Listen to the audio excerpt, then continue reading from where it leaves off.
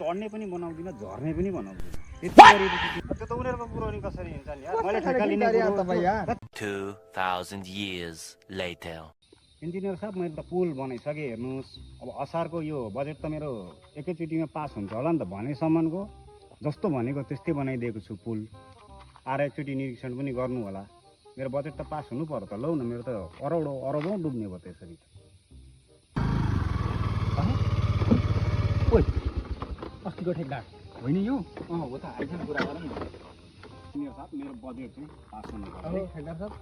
ओहो केटा तिमीहरू त त्यही पारी गाउँका हैन हो नि ठेकदार साहब पुल त बनिसकेछ त बन्दैन केटा हो पुल बोलेको कुरो पुरा गर्दैन यो ठेकदारले भनेसम्मको छैन